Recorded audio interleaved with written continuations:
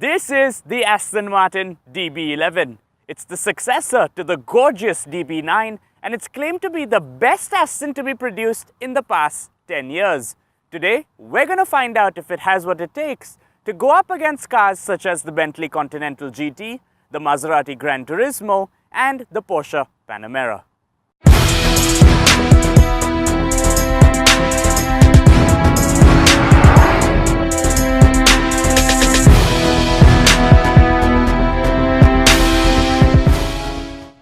Design is a subjective topic, and in my opinion, the DB9 was the pinnacle of the brand's lineup. I never imagined an Aston to be more beautiful than that, but I must say, they've done it.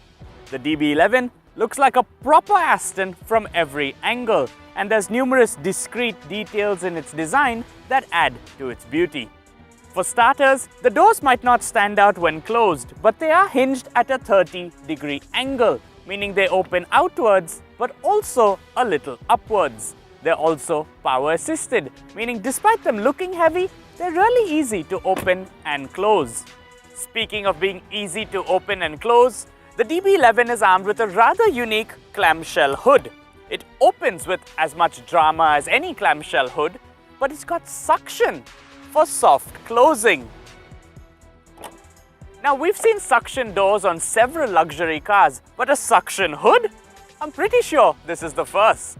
From a styling perspective, the DB11 has a long and low silhouette and rocks a floating roof design.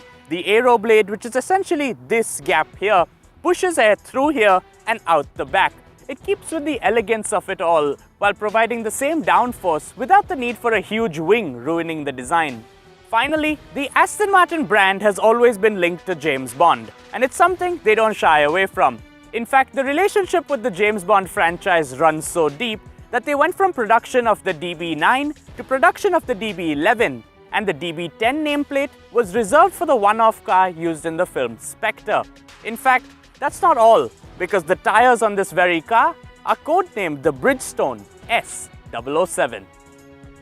Much like the exterior, the interior is breathtaking with leather covering everything. Seats, leather. Door panels, leather. Dashboard, leather.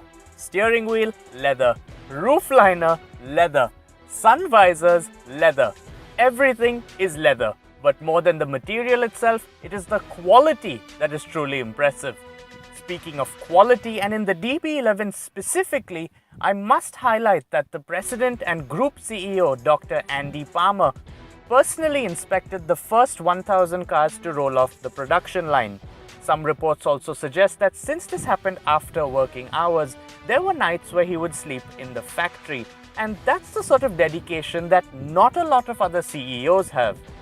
I mean, imagine Bill Gates going through every line of code written for a new Windows operating system, or Doug McMillan personally stocking shelves in Walmart to ensure products have the perfect placement.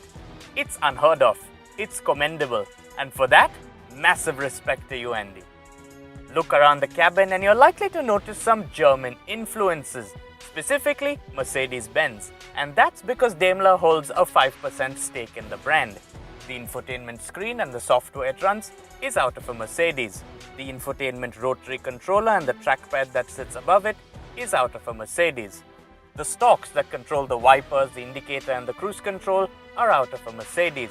But there's still a strong sense of being sat in an Aston with glass-covered buttons and an overwhelming feeling of opulence.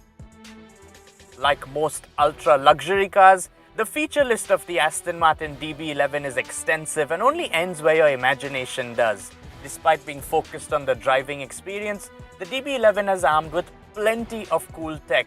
We're talking about 1000-watt Bang & Olufsen speakers that lift out of the dashboard, 360-degree around-view cameras, heated and ventilated seats, touch-sensitive controls for the AC and volume control, and an electronically opening and closing center storage box. Again, something I've never seen before.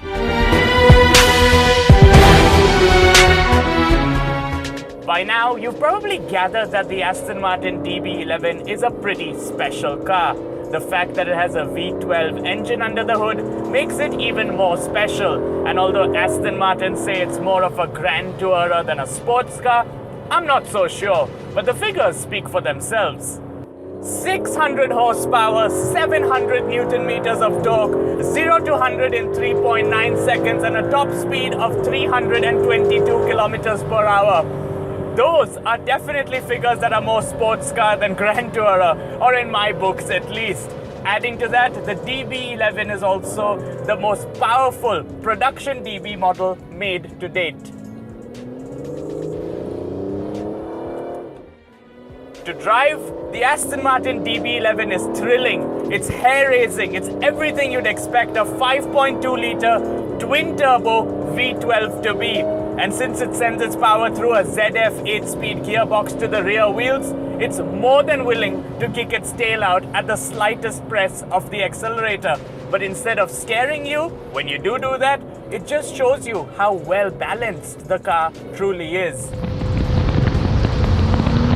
With simplicity being the key, there's 3 drive modes and 3 suspension modes to choose from. GT for when you want to cruise around town, Sport for when you want to have some fun, and Sport Plus for when you want to drive this car the way it's meant to be driven. Sport Plus opens up the exhaust system, it improves throttle response, and allows you to experience the DB to the fullest.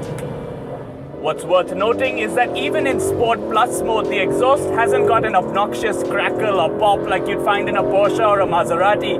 Instead, it's got a deep growl to it, and just listen to that!